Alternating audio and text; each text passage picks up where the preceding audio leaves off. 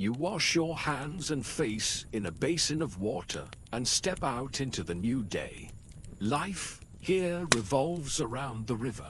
Even though your town lies several miles from its bank, the Nile's presence is inescapable. Its waters nurture your crops, sustain your livestock, and connect you to the rest of the kingdom. Without it, there would be no life here. Today is another market day. Every few days you walk down to the riverbank and board a boat to carry you across to the other side, where the market buzzes with activity. There are all kinds of goods to be found here, from tools made by local artisans to exotic spices brought from lands far to the south. It's a chance to trade the grain grown on your farm for something you do untafty grow or make yourself. Once your purchases are complete, you pay the vendor with copper and bronze coins stamped with the image of the pharaoh. King Tut is only 9 years old, so he hasn't been on any coins yet. Soon you'll be trading under the rule of the boy king's advisors, perhaps even one of the many women who wield power in his place. Trade is mostly controlled by women, and many shops are owned by women, too.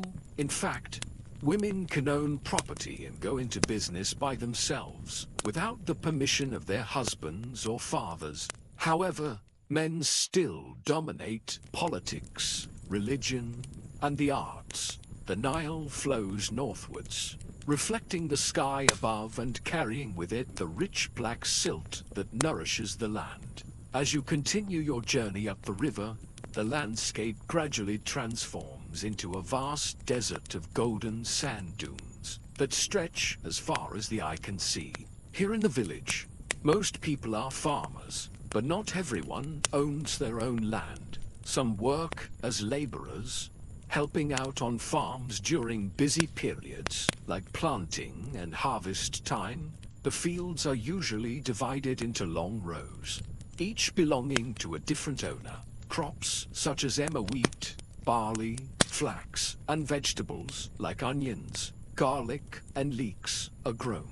Farmers use a wooden hoe to help clear weeds and loosen the soil, and when it's time to plant, they scatter seeds by hand and then pat them into the ground using a wooden rake. Farming is hard, back-breaking work, but the rewards are worth it. When the crops are harvested, there's enough to feed everyone in the community, and some extra to sell at the market. But the soil doesn't always cooperate. Floods can wash away crops and precious topsoil, and sometimes there isn't enough rain.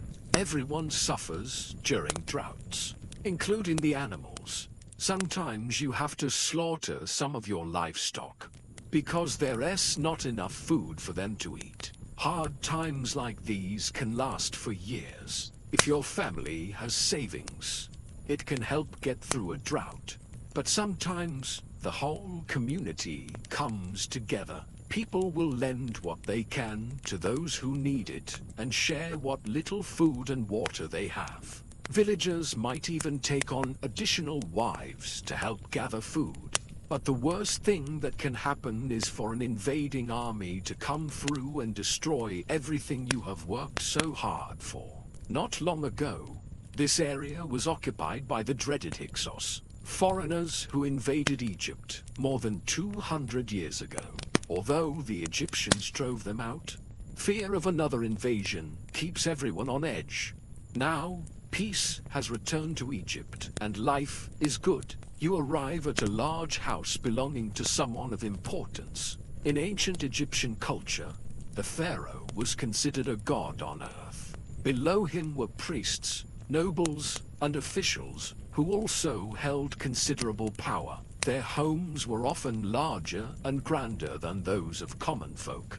As you walk inside, you notice intricate wall paintings depicting scenes from Egyptian mythology and daily life. Some show the pharaoh giving orders, while others illustrate the construction of great monuments like pyramids and temples. These works of art not only decorated the walls, but also served as a form of record-keeping, preserving stories for future generations.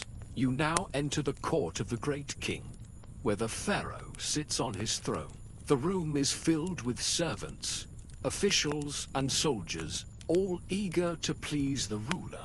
The pharaoh wears a distinctive crown and a kilt, and holds a crook and flail, symbols of his divine authority. His face, however, is hidden behind a ceremonial mask. The pharaoh is considered a living god, and his features are believed to be too sacred for mortals to behold. Only the gods are worthy of having their faces shown.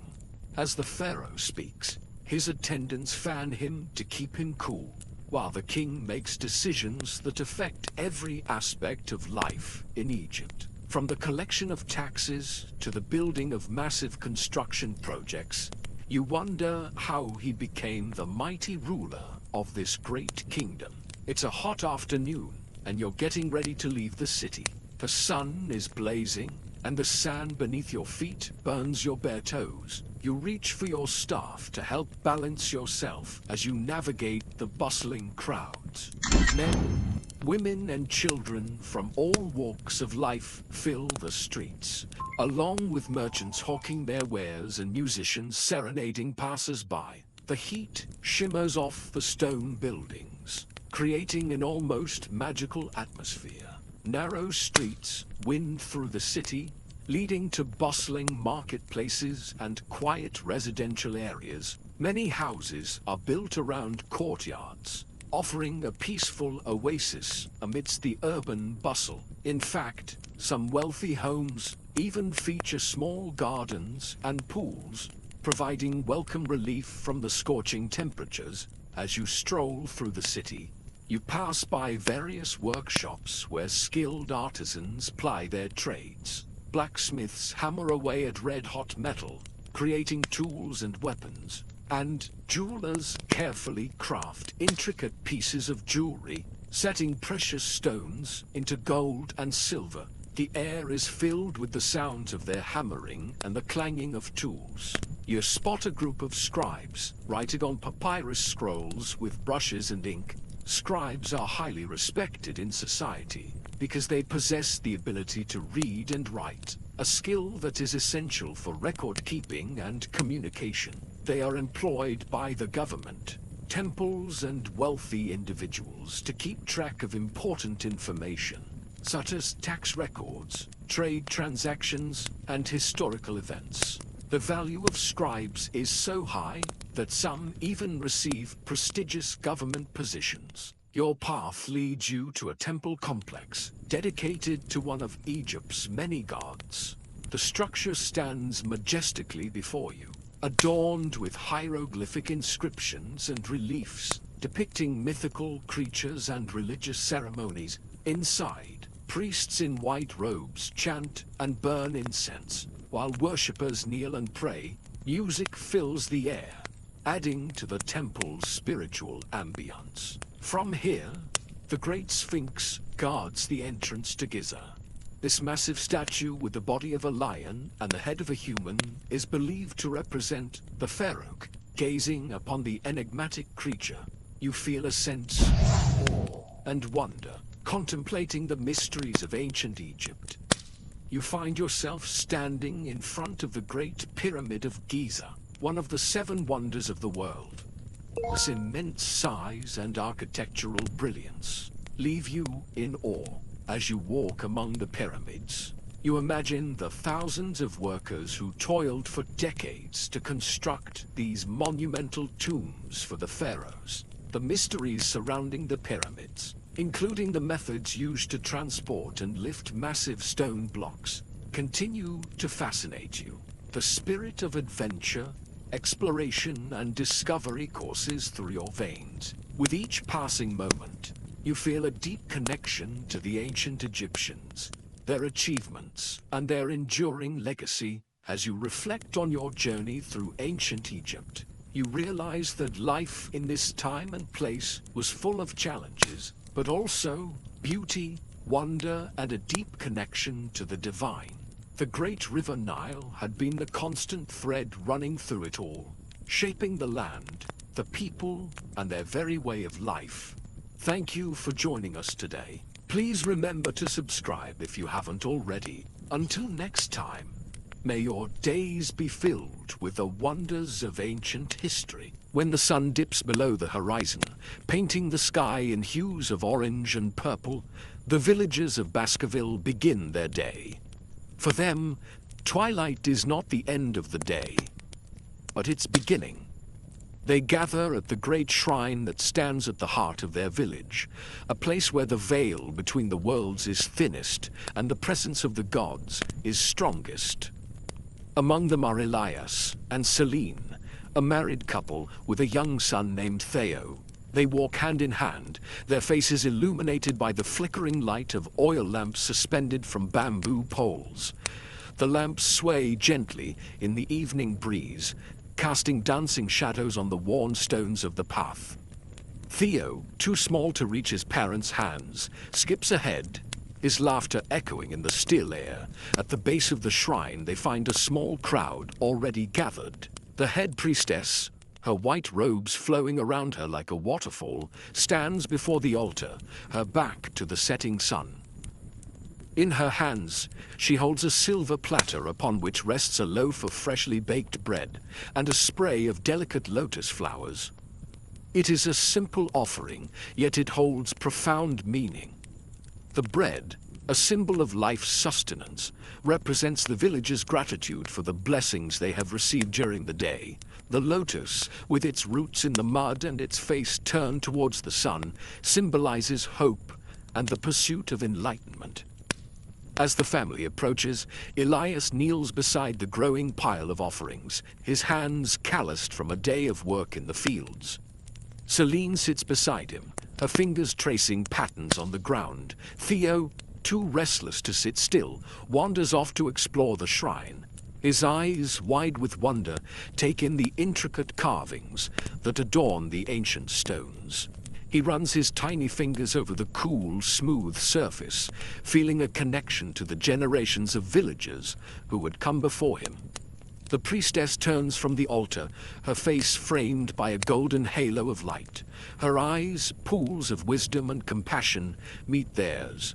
With a slight nod, she acknowledges their presence, welcoming them into the sacred space. She begins to chant in a language older than the mountains that surround their village. Her voice, strong and clear, resonates within them, stirring memories of ancient traditions and forgotten stories. The words may be ancient, but their meaning is timeless.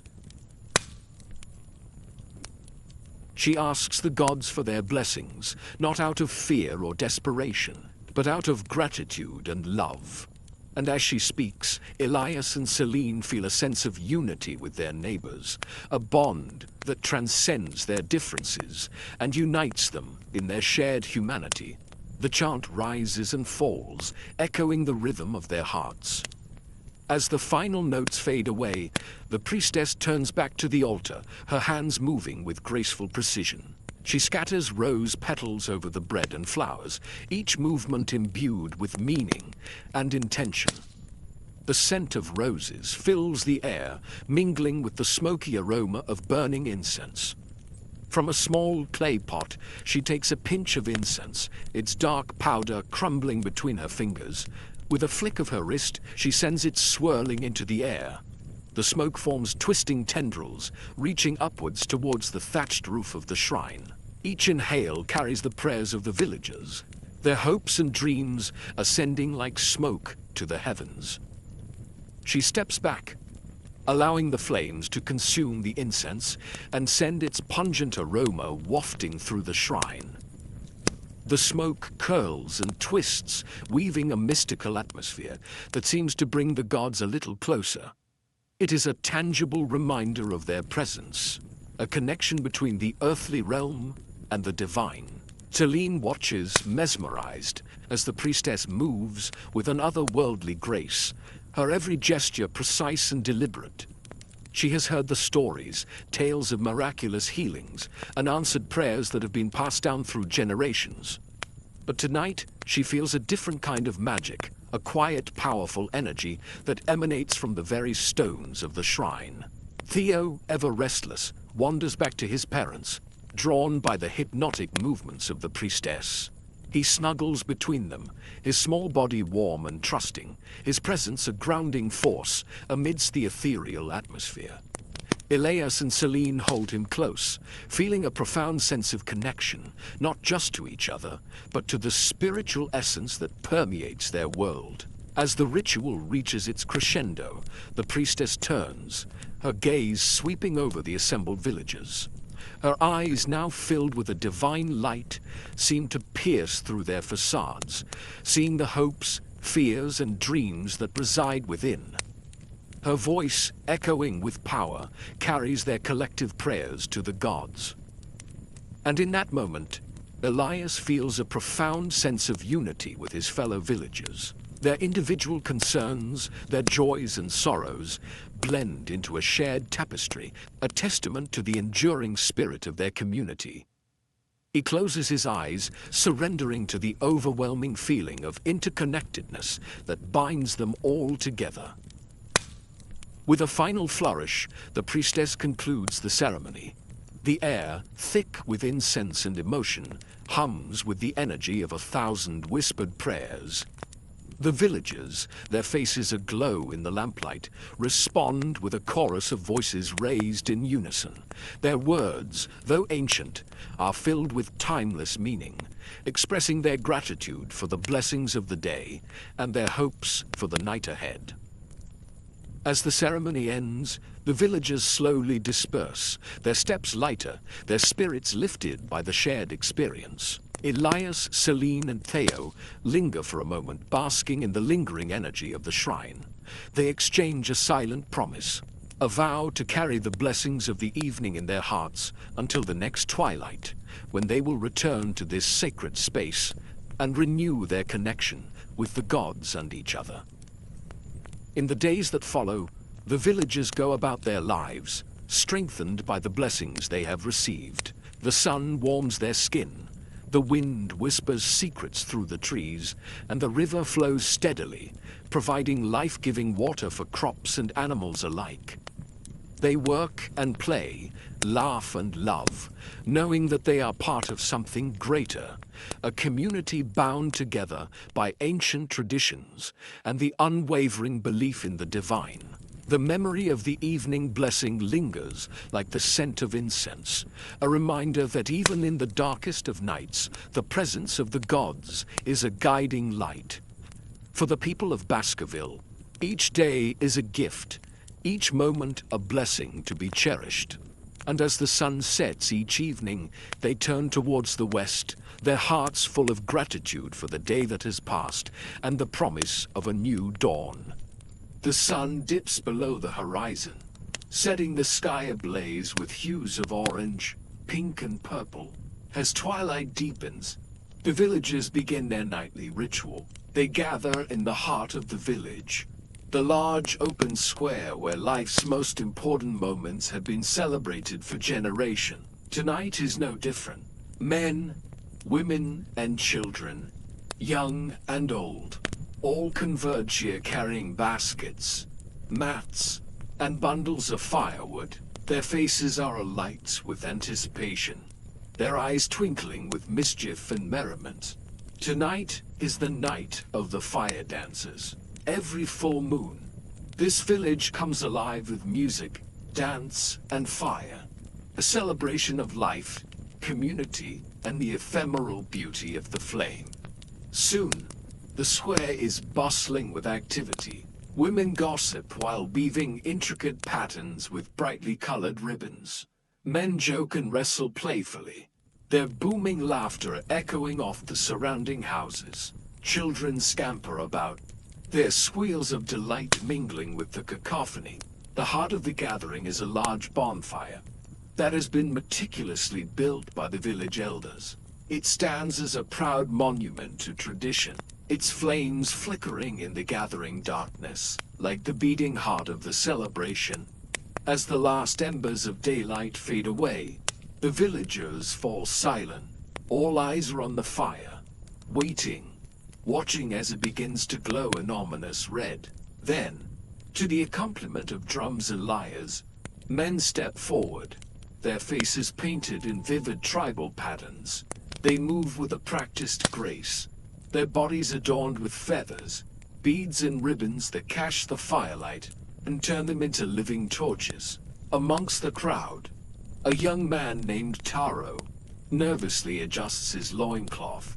His face, usually so expressive, is now hidden behind a mask of charcoal and white clay. He glances at his father, the village chief, whose stern features are softened by a gentle smile. Taro takes a deep breath, trying to quell the tremor in his hands. Tonight is not just another festival, it is the night he officially becomes a man. The fire dance is more than just a celebration. It is a rite of passage, and Taro is one of the lucky few chosen to participate. As the oldest male members of the tribe, the village chief and his advisors approach the fire. Each man carries a torch, its flame casting dancing shadows on their faces. The chief raises his hand and the crowd falls silent. He speaks in a voice that echoes the crackling fire, recounting ancient tales of bravery, strength, and sacrifice. His words are carried aloft on the smoke, reaching out to touch the heavens. When he is finished, the atmosphere shifts, the mood changing from reverent to festive. The musicians strike up a lively tune, and the dancers begin to move. At first, their steps are hesitant, but soon they're spinning and leaping with abandon, their bodies weaving in and out of the flames. Their movements are fluid, graceful, and yet powerful, commanding respect and awe. The rhythm of the dance is hypnotic. The air grows thick with anticipation, and then suddenly, amidst a swirl of flames and feathers, a young girl appears. She dances with an ethereal grace that seems almost otherworldly, her white dress billowing around her like a cloud, her bare feet barely touching the ground. Her long, flowing hair frames a face of unearthly beauty, her eyes shining with an otherworldly light. The crowd gasps as she twirls and leaps, seemingly untouched by the searing heat of the flames. She moves with the agility of a mountain goat, scaling the rocky outcrops with ease. Her lithe body flows and twists in perfect harmony with the rhythm of the drums. For a moment, time seems to stand still. All eyes are on the dancer, mesmerized by her otherworldly beauty. Then, as quickly as she appeared, she vanishes into the crowd, leaving the villagers breathless and the silence is deafening. Suddenly, a loud crash echoes across the square, shattering the spell. A man stumbles, knocking over a basket of wood. A hush falls over the crowd. Fearful murmurs ripple through the spectators. The fire, once so proudly burning, now flickers weakly, threatened by the encroaching darkness. In the center of the circle, Taro freezes, his heart pounding in his chest. Beads of sweat trickle down his forehead, mingling with the charcoal paint on his face. He feels exposed, vulnerable. For a moment, he considers fleeing, abandoning his post. But the thought is quickly dismissed. He is a warrior, a protector of his village. Fear is a luxury he cannot afford. With a deep breath, Taro reaches out, his fingers brushing against the cool metal of a torch. In that instant, something inside him snaps. Fear gives way to determination. His eyes, no longer wide with terror, now gleam with newfound resolve. Slowly, he begins to move, his steps regaining their rhythm. He dances not just for the sake of the dance, but to protect his people, to honor his ancestors, and to affirm his place in the world. His movements become sharper, more precise. He leaps and spins with a newfound confidence, his body a blur of motion.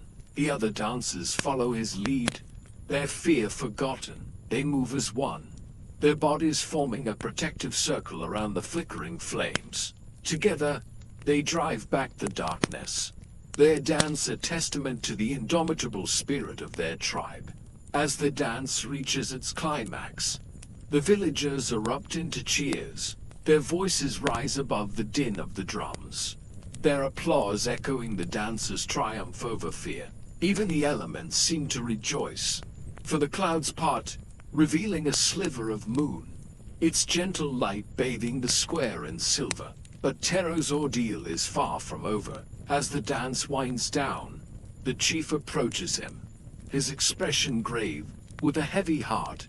Taro understands.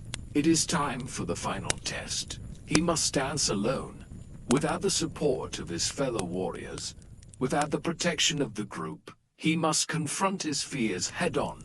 In the heart of the fire, he steps into the center of the circle, his heart pounding against his ribs.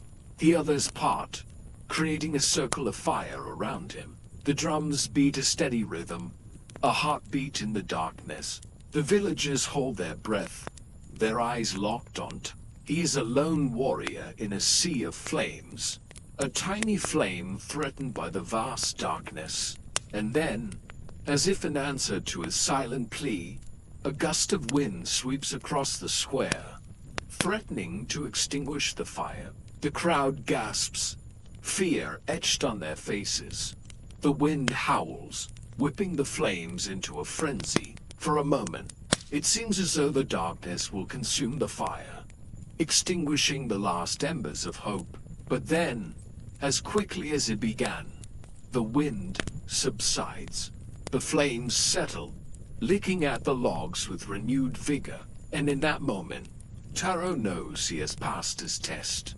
He dances, not just for the love of dance, or the honor of his village, but for himself, for the courage he has found within himself, for the strength that has bloomed in his heart. He dances for life. As the first rays of dawn touch the horizon, the fire begins to fade. The dancers, their bodies aching, their steps heavy with fatigue, form a circle around the dying embers. They are joined by the villagers, all united in the shared experience of the night. The chief, his face lined with age and wisdom, raises his hands. The villagers fall silent, listening to the stories he tells of bravery, of sacrifice, of the unbroken spirit of their tribe. When he is finished, the villagers dispersed, their bodies weary, their spirits soaring. The festival is over, but its memory will linger, a warm ember glowing in the chambers of their hearts until next full moon, when the drums will call and the fire will dance again. Welcome to my world. Your day starts with the sunrise. Even if it's dark, you know it's time to get up, because the sun god has already begun his journey across the sky. Your wife has already started preparing breakfast, but she doesn't need much. She heats some onions and garlic, adds some lentils and maybe some bread, and that's enough. And then there's beer. Everyone drinks beer at every meal. It's not intoxicating, just a nice, thick, slightly sweet addition to your food. The children drink it too. Sometimes you'll have some fish, perhaps one of the many varieties that your son caught in the nets today, or maybe some fowl from the fields. You might also have bread. Now, this isn't the white stuff. The wheat hasn't been processed. It's dense and coarse, but filling nonetheless. Your daughter will go down to the field soon to gather grain. She'll bring back sacks full of wheat and barley, and then she can trade it for vegetables, fish, or small luxuries like perfume. That's how things work here. There's little money. Instead, you are paid in rations of grain. So you keep some for yourself, trade some for your family, and then you use some to pay others who have worked for you. The fields are your lifeblood. Without them, you would starve. The floods have receded, leaving behind fertile soil that's ready for planting. Wheat, flax, and barley grow tall in the breeze. The stalks sway rhythmically as they dance in the wind, singing a song of the life your family depends upon. A hawk circles high above, keeping an eye out for field mice. These creatures feast on the grain, so it's a never-ending battle. Once the grain is planted, you move on to the next field. With each passing season, you shift from one plot to another, always keeping one step ahead of the hungry mice. Life is hard, but you are not alone. When the work is done, you and your neighbors head to the communal oven to bake fresh bread. This isn't a place of gossip and conversation. It's all work. The fires burn hot, and the bakers move quickly, sliding trays of bread into and out of the oven. Each loaf is heavy, dense and filling. As the smell of baking bread fills the air, you take a piece and tear off a chunk to eat right there. It's not much, but it's enough. You make the long journey home, walking barefoot along the dusty road. In the distance, you see the familiar sight of your mud brick house with its thatched roof. Children run out to greet you, their faces full of joy. They love when you come home, because you always have a story to tell.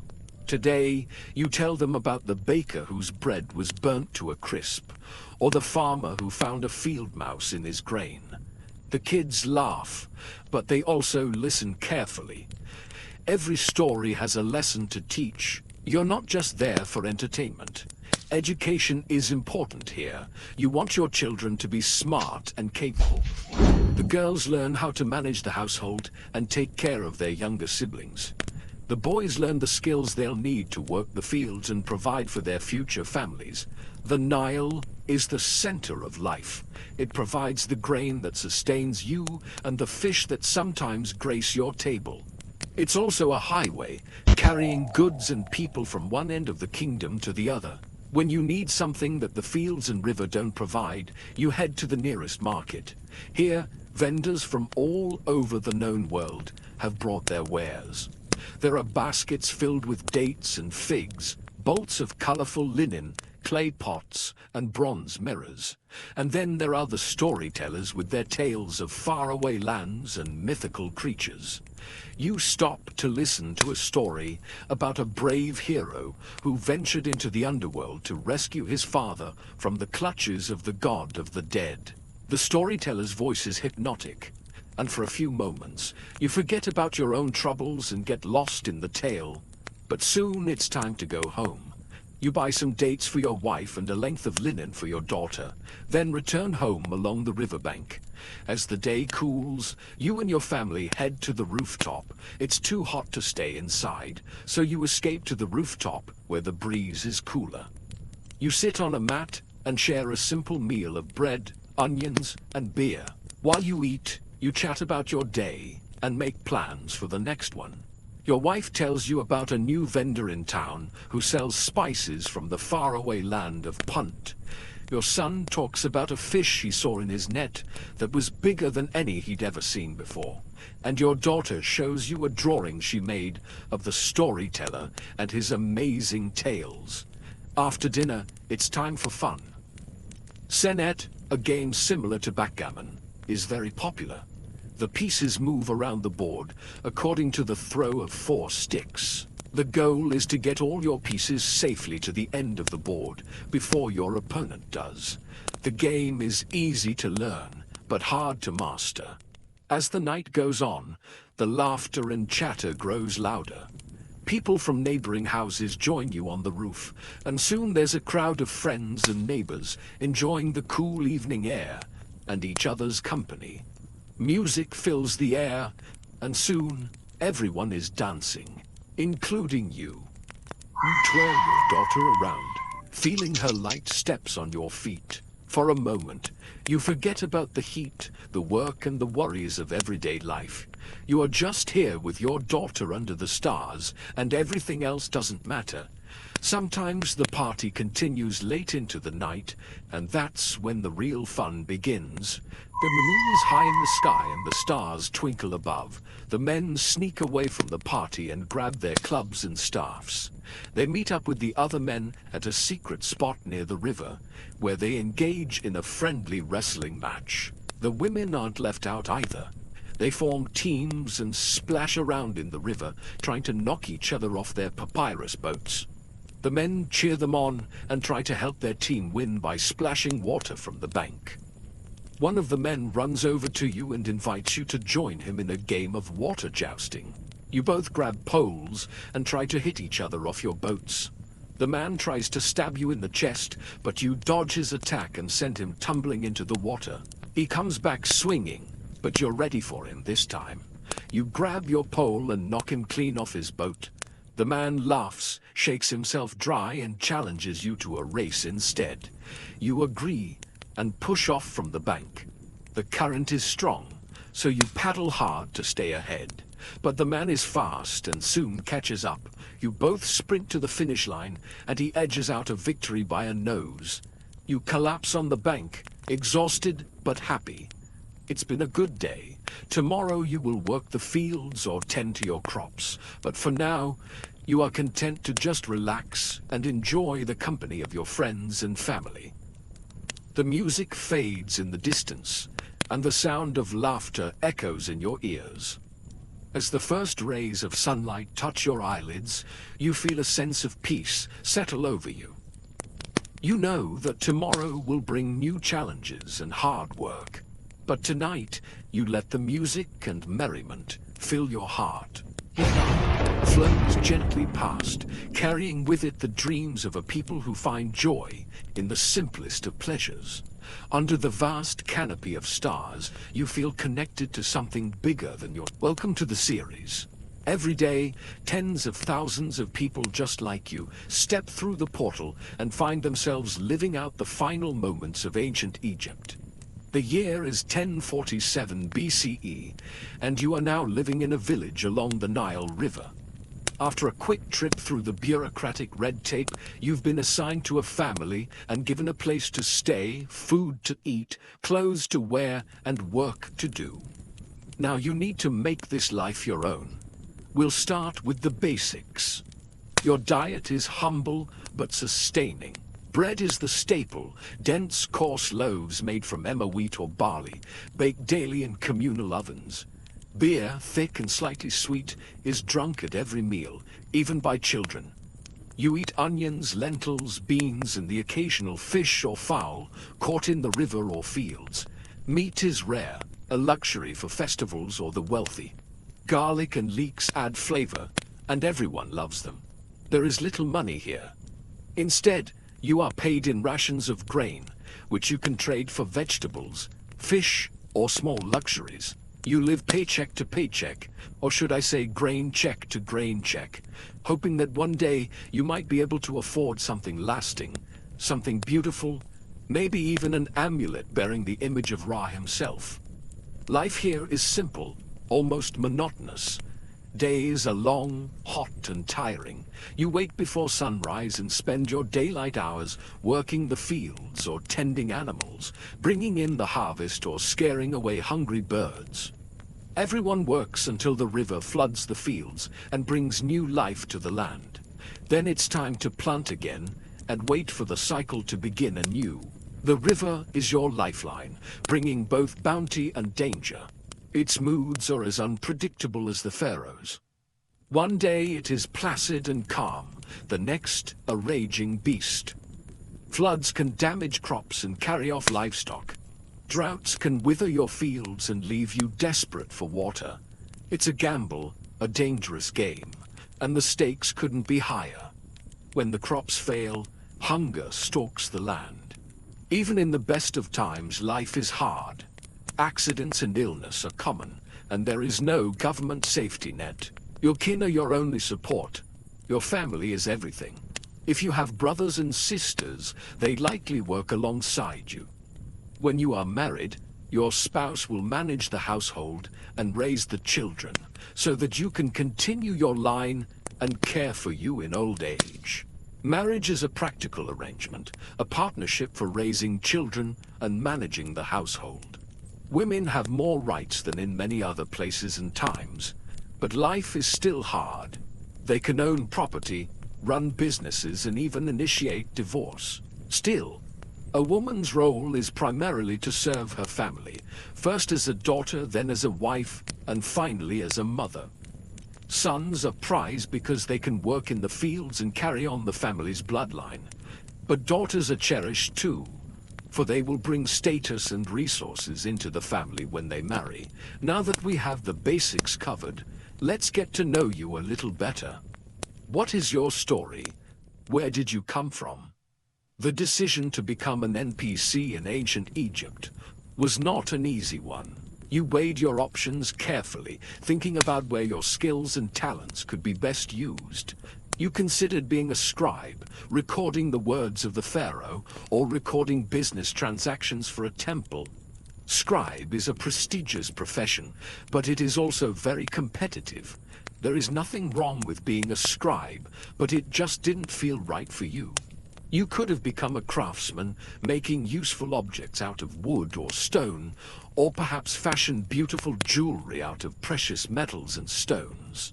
Maybe you would have preferred to be a trader, traveling from village to city, bartering goods, and trying to make a profit. All of these paths were open to you, but none felt quite right.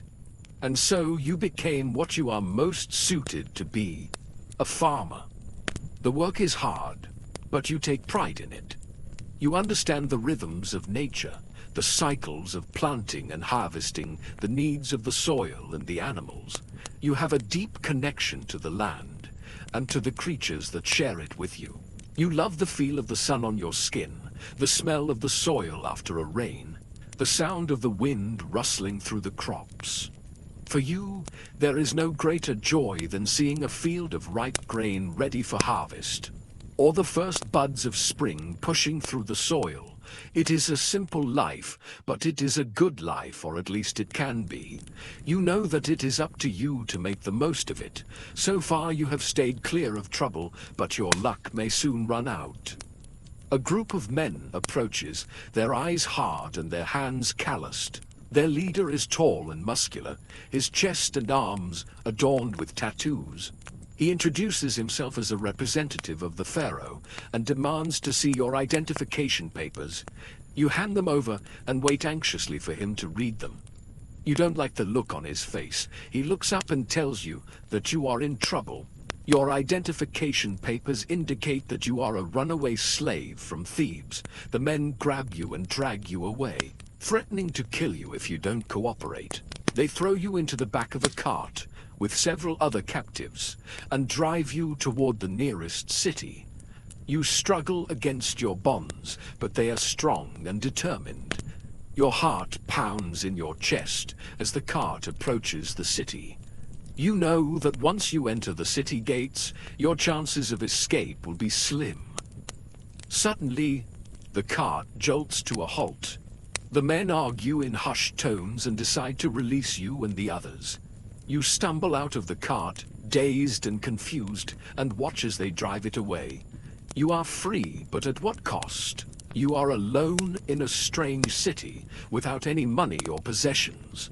To make matters worse, you don't know anyone here, and don't know where to go. Hunger gnaws at your stomach, and you know you must do something quickly to survive.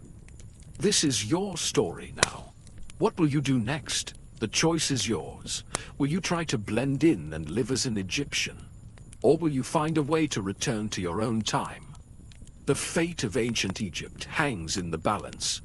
Make your move.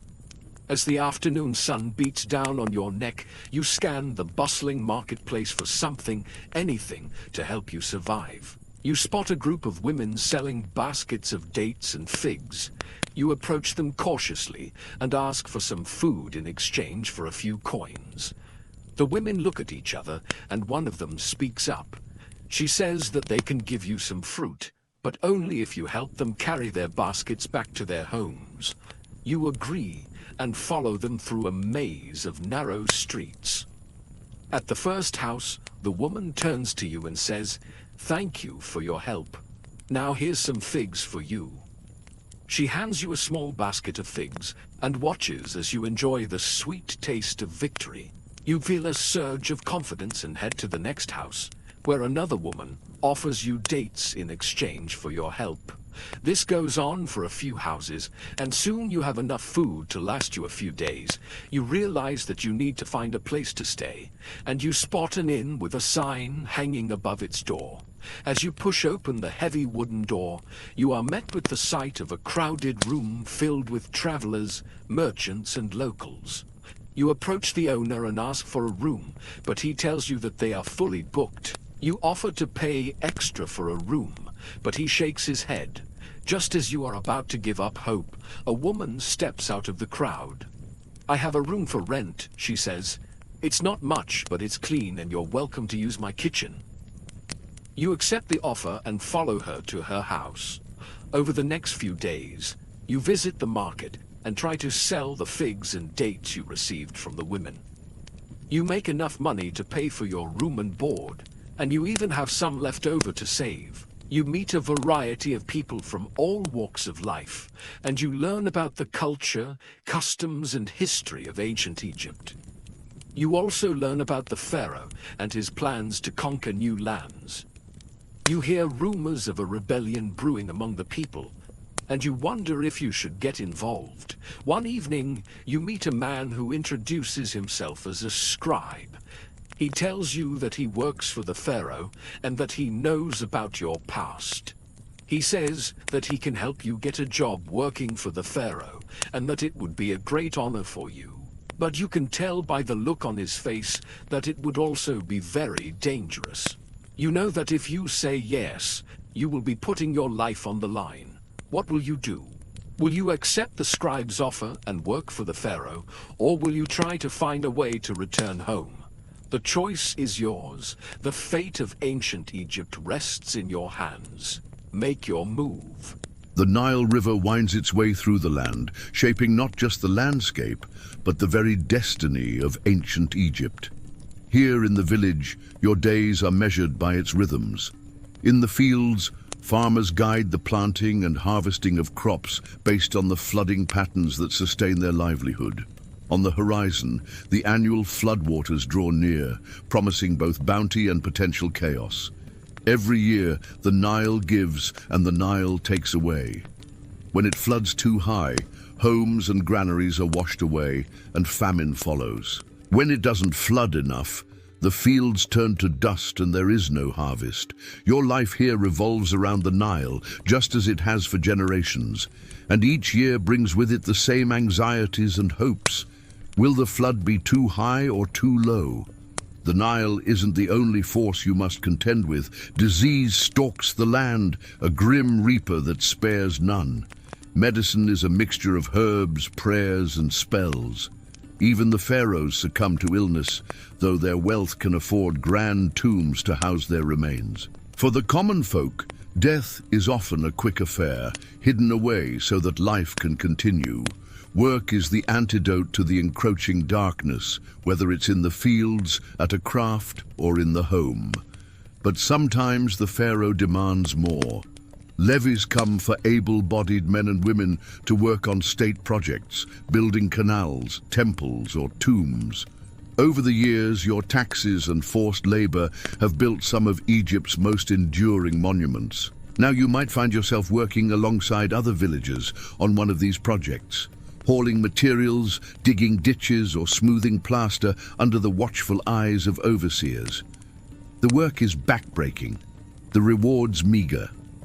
Each day ends with aching muscles and the knowledge that you have put another stone in place, another brick laid. But even the humblest task contributes to something larger than yourself, a legacy that may outlive you. Each evening, when the sun dips below the horizon, you return home to a respite from the harsh realities of the day. It is a time for family, for sharing stories and simple pleasures. Children chatter about their day at school, recounting lessons learned and friends made. Lovers whisper sweet nothings beneath the shade of a palm tree. Parents hold their children close, thankful for each healthy, smiling face. The village elder, his face a roadmap of years gone by, shares tales of ancient gods and pharaohs, keeping alive the traditions that have endured for so long.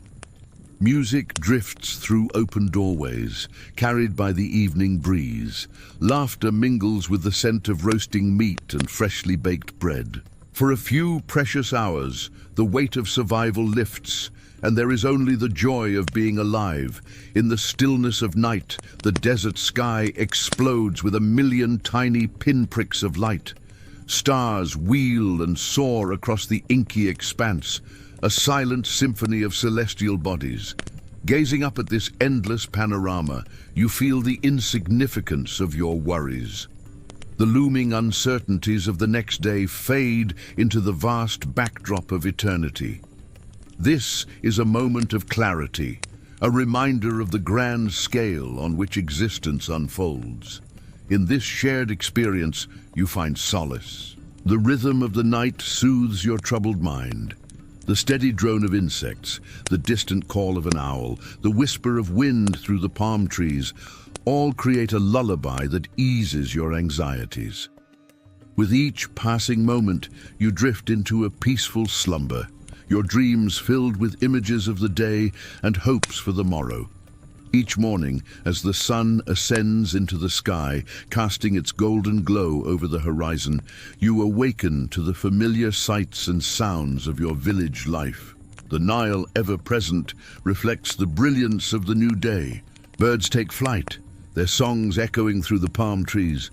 The gentle bleating of sheep blends with the rhythmic croaking of frogs from the nearby marshes. Life begins anew, vibrant and full of promise. Your day starts with a simple ritual, a moment of quiet contemplation before the world demands your attention. The rising sun is more than just a celestial event. It is a symbol of renewal, a beacon that guides your steps as you prepare to face the challenges ahead. You stretch, your muscles protesting the long hours of the previous day. Your joints ache from the strain of labor, yet there is a satisfaction in the knowledge that your work is not in vain. The small, hard-earned victories of each day keep life's flame burning. There is dignity in this struggle, a quiet strength that comes from enduring the hardships life throws your way. You tend to your small plot of land, coaxing life from the fertile soil. The legacy of King Nama lives on in the intricate system of irrigation that ensures water reaches every plant.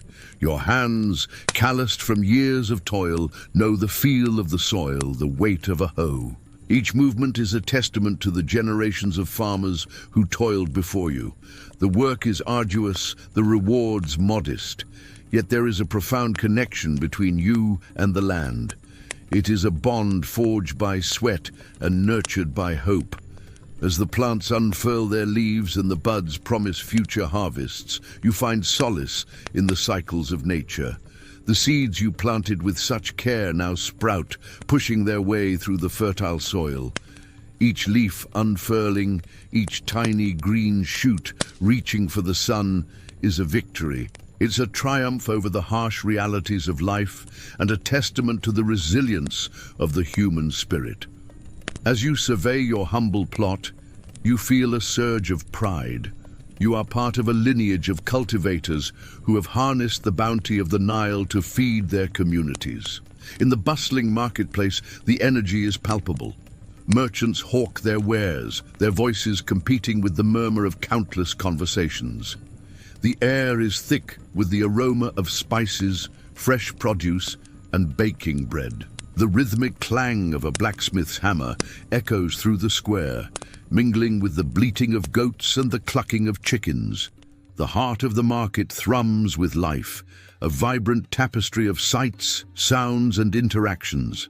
Amidst the lively chaos, you navigate with ease. You have honed your bargaining skills over years of trading, and today is no different.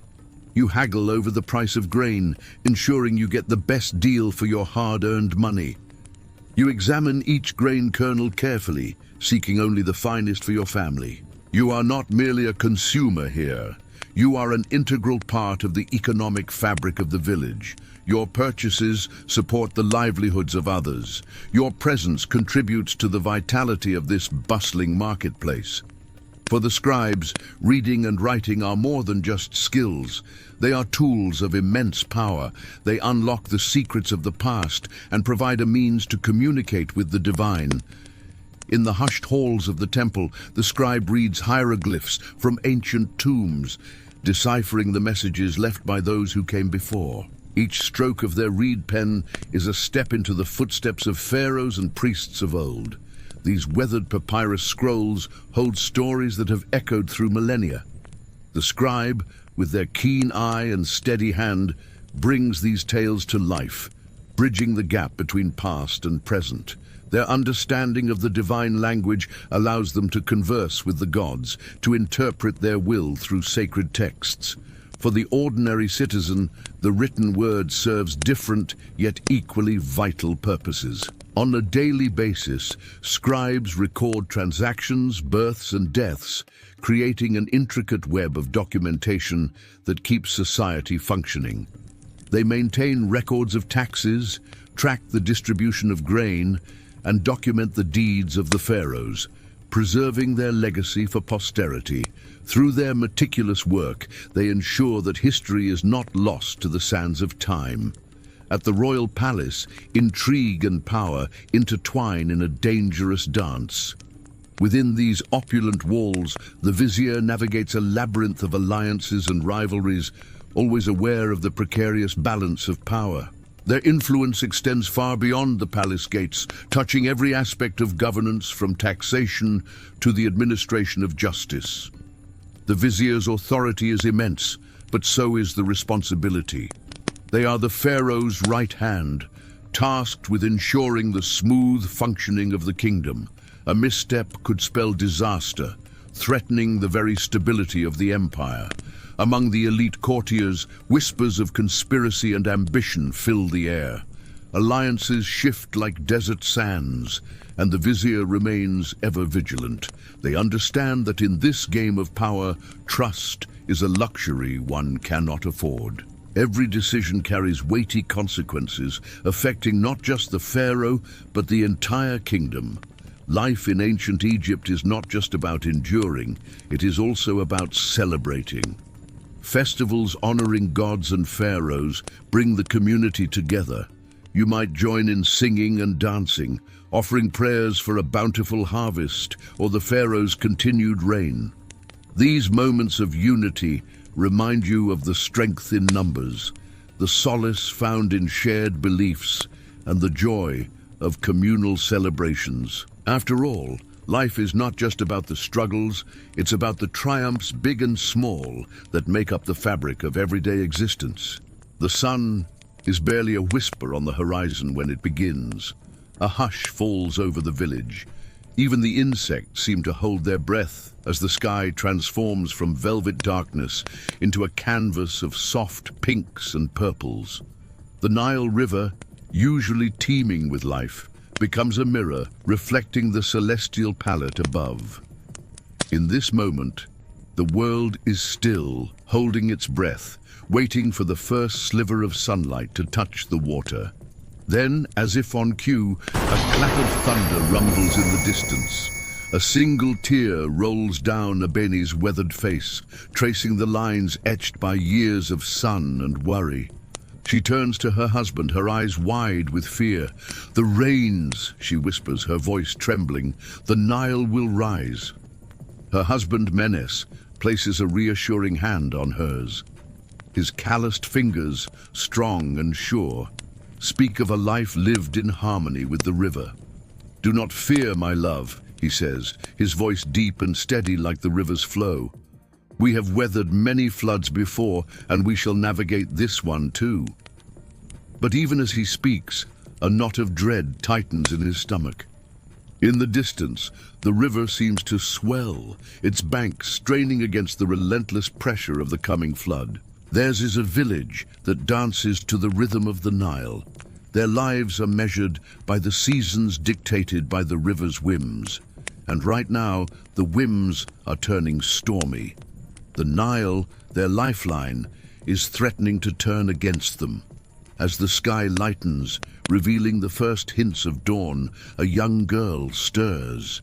Nefertari, the apple of her parents' eyes, tiptoes out of the hut, careful not to disturb her sleeping family.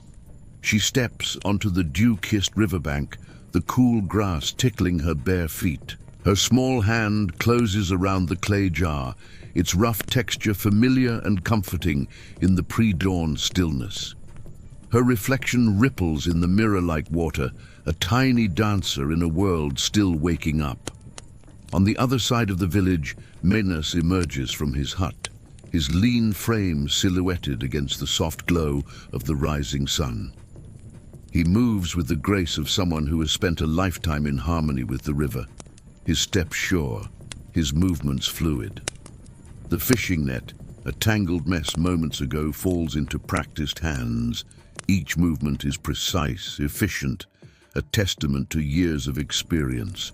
The rising sun paints his face with hues of gold, highlighting the lines that tell the story of a life lived under the watchful gaze of the Egyptian sky. The sky above is a masterpiece, the colors of dawn swirling together in a breathtaking display. It's a sight that never grows old for those who live here, a daily reminder of the beauty and power of the natural world. The air is filled with the scent of jasmine and the sound of birdsong. The eastern sky, a canvas of pale gold, gives way to the cerulean blue of the Nile.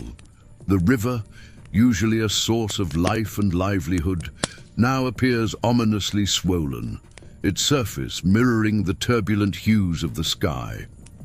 The women of the village, their voices ringing with the strength of generations past, begin to kindle fires. Their movements are rhythmic, their voices blending in a soothing harmony that echoes the ancient rituals of their ancestors.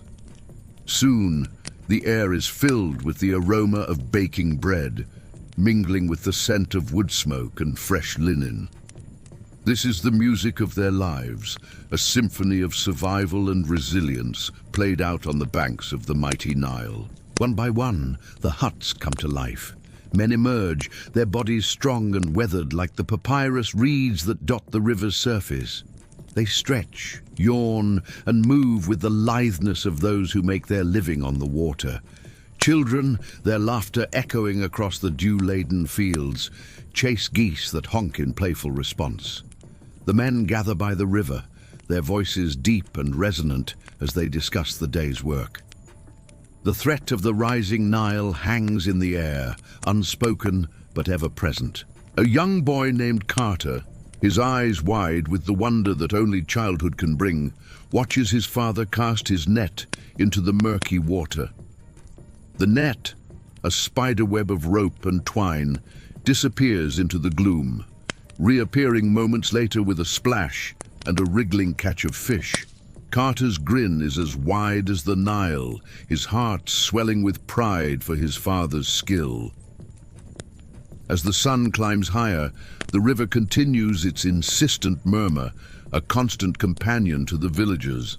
The insects, the buzz of activity mirroring the industriousness of the villagers.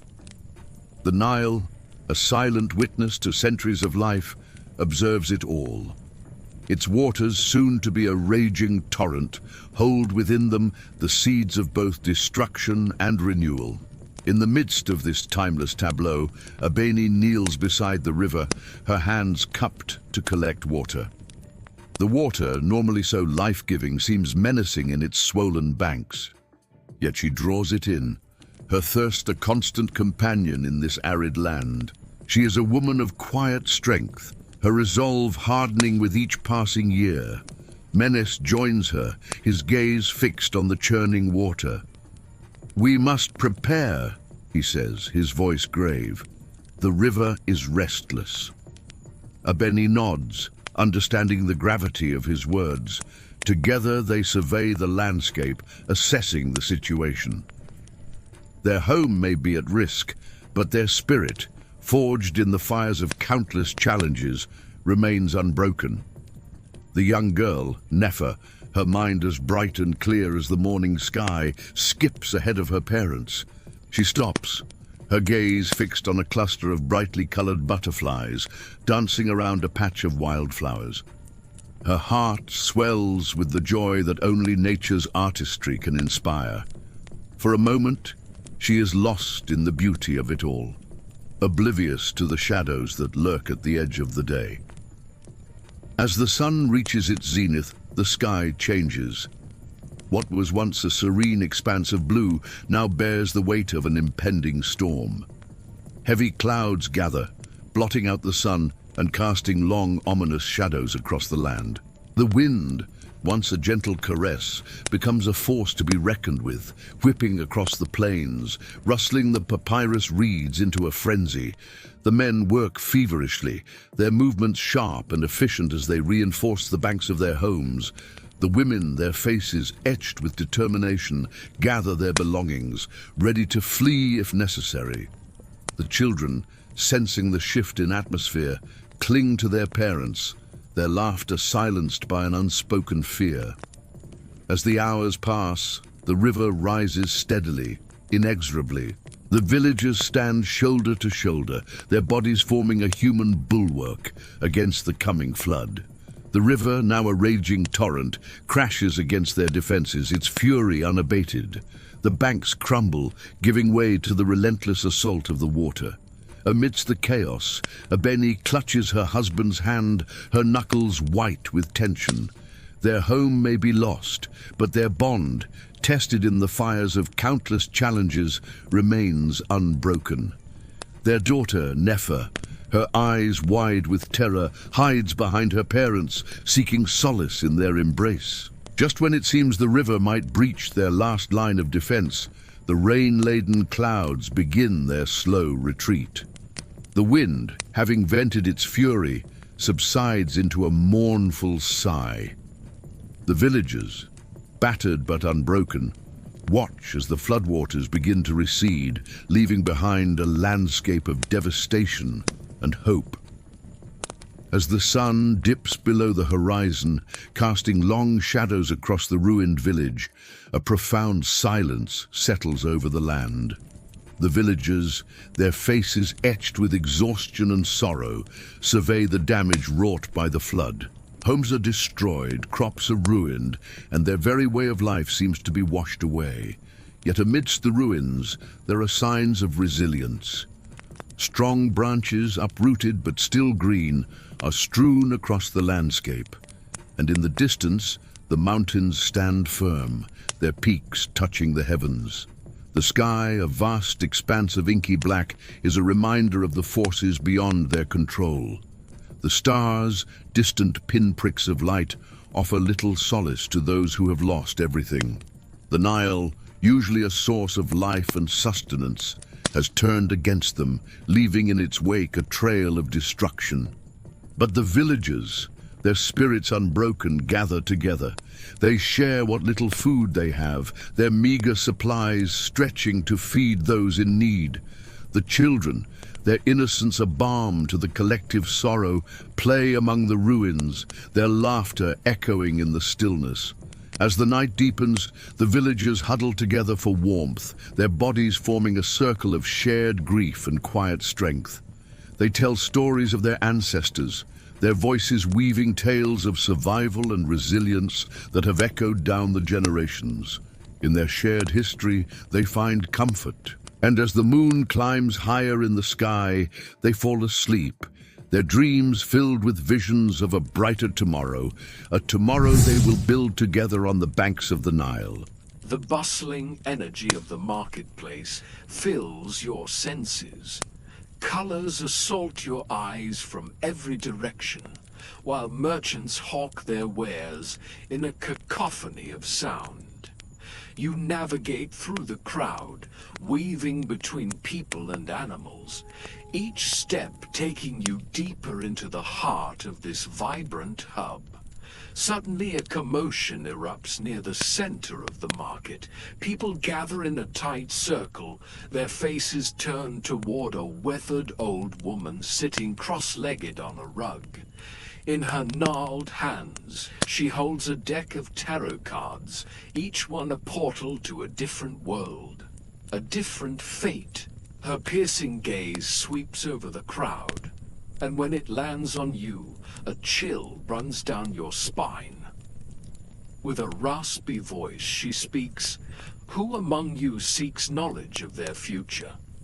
Who wishes to peer beyond the veil of uncertainty?" As if compelled by an invisible force, you find yourself drawn into the circle. The weight of the crowd's gazes upon you. Can you withstand the allure of knowing what lies ahead? Will you dare to take a card and uncover the secrets hidden in the tapestry of time? The decision is yours. Your journey through the market continues, but for now the old woman awaits. Are you ready to hear what the cards have in store for you?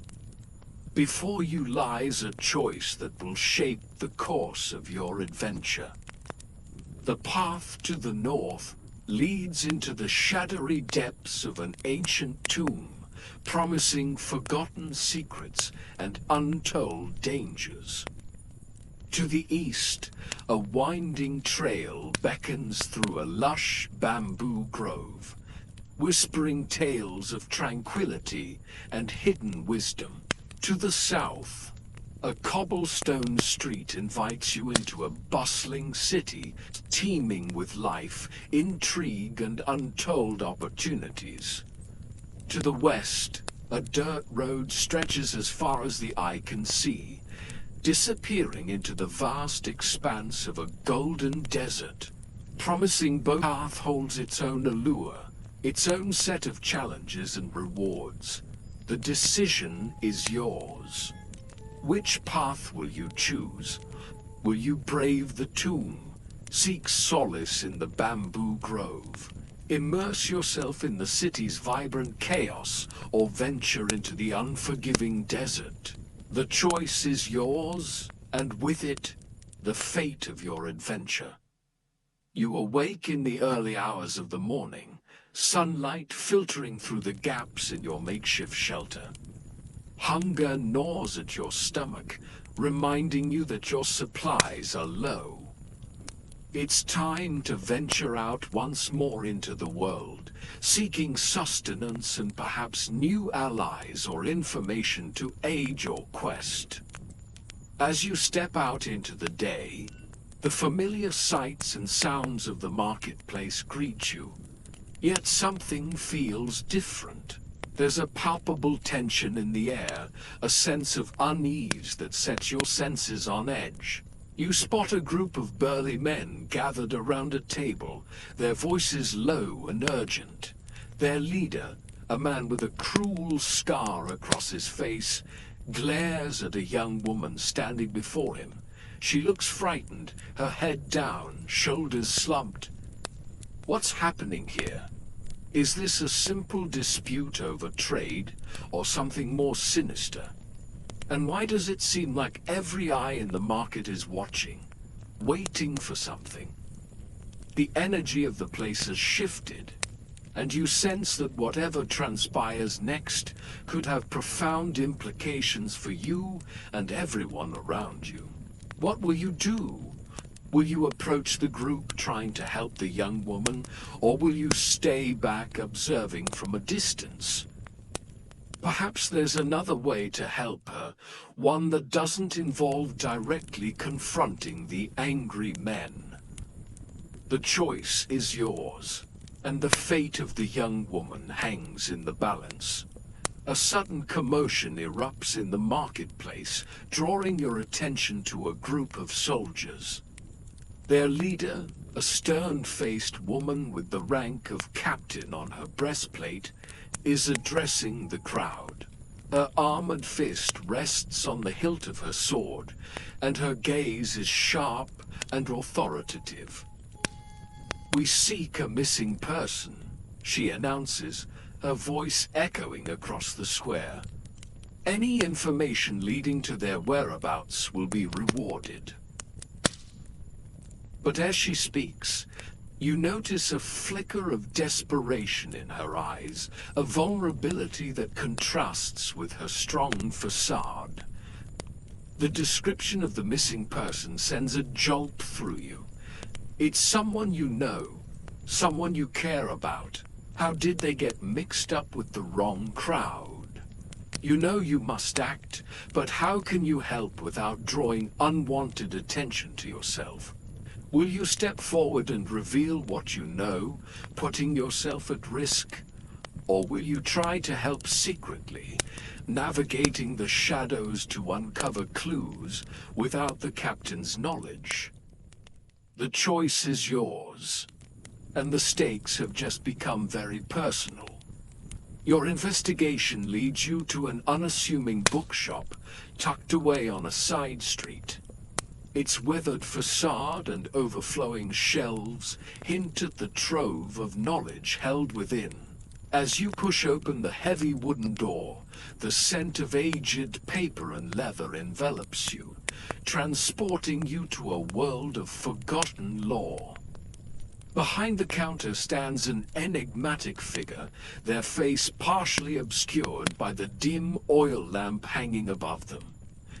When they look up, their eyes, pools of ancient wisdom, seem to hold countless stories from times long past. They greet you with a knowing smile, sensing the purpose of your visit. You seek answers.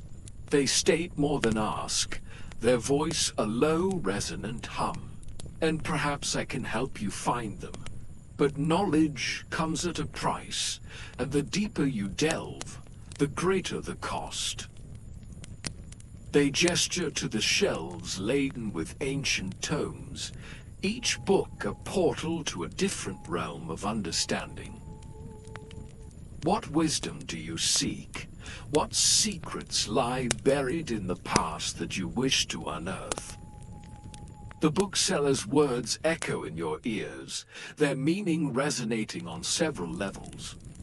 You realize that the pursuit of knowledge, like any journey, requires preparation, focus, and often a willingness to confront the unknown. The question is, are you ready to pay the price of wisdom? What secrets are you willing to unearth? In the dimly lit corner of the shop, you discover a hidden staircase leading down into the earth. With each step, the air grows cooler, damper, heavier. Finally, you reach a large cavern filled with an unsettling silence. In the center stands an altar crafted from rough-hewn stone, and upon it rests an object that sends a shiver down your spine. It's a journal bound in human skin, its pages filled with disturbing diagrams and cryptic writings. As you reach for it, a guttural voice echoes around you, breaking the silence. So you found my little treasure. I was wondering when you'd stumble upon it. Turning, you see the bookseller approaching, their usual warmth replaced by a chilling grin. But I'm afraid there's a catch. This knowledge isn't meant for the likes of you. You aren't worthy. With a sudden surge of speed, they snatch the journal back, their eyes gleaming with a disturbing light. Perhaps I was wrong about you, they murmur, their tone laced with a dark amusement. You found this place despite not belonging here. That kind of determination deserves a proper test. The bookseller's demeanor shifts, their tone now laced with challenge. Let's see if you can survive this place. If you make it out alive, the knowledge is yours. But if you fall, well, then this place will claim another soul. Before you can respond, the ground beneath you begins to shake violently. The walls of the cavern start closing in, trapping you in a race against time. The bookseller watches with an eerie smile, enjoying the show. Now you must navigate through the labyrinthine tunnels, avoiding the collapsing passages and discovering the secrets hidden within. Will you succeed, or will the cavern claim you? Emerging from the underground labyrinth, you find yourself back in the bustling marketplace. The ordeal has left you shaken, but also wiser and more determined than ever. The familiar sights and sounds seem different now, richer, more vibrant. the weight of your journey pressing down on you. Ahead, the path continues, beckoning you onward towards your ultimate goal. However, something has changed within you. You are no longer the same person who first stepped into the market. The trials you've faced, the knowledge you've gained, and the choices you've made have forged you into someone stronger, more resilient. The adventure is far from over, but as you look to the horizon, you feel a renewed sense of purpose. The marketplace, once a place of intrigue and mystery, is now a memory. Yet its spirit lingers, a reminder of the transformative power of knowledge and the courage it takes to seek it. The path ahead may be fraught with challenges, but you are ready. You face the darkness and emerged stronger. The journey continues. Where will it lead you next? Only time will tell. Welcome to the cozy courtyard. Find your place in the sun and join us for a little while. Rest your weary head upon these cool stones. Breathe deep the scent of fig and lavender, and let the gentle sounds of the fountain soothe your soul. For here worries have no hold, troubles fade into the distance, and peace is more precious than gold. The courtyard has welcomed countless visitors over the years, each seeking solace and quiet contemplation. A young woman sits alone, lost in the pages of a well-worn book. Her eyes, bright with curiosity, devour each word, transporting her to distant lands and exciting adventures. Around her, life unfolds at its own leisurely pace. Bees hum among the blossoms, butterflies dance on the breeze, and the leaves rustle secrets only the trees can know. Time seems to slow its hurried pace, allowing moments of tranquility to linger and memories to be made. Welcome to our haven of peace. Here, amidst the fragrant blooms and murmuring fountains, you are invited to unwind and find solace. Allow the gentle sounds of nature to wash over you, quieting the chaos that may surround you elsewhere. In this sanctuary of calm, we encourage you to disconnect from the world's clamor and reconnect with yourself.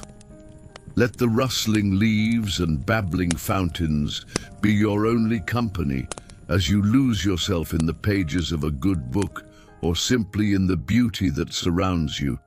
Here in the heart of our courtyard, beneath the sprawling branches of an ancient oak, a group of friends find solace and camaraderie.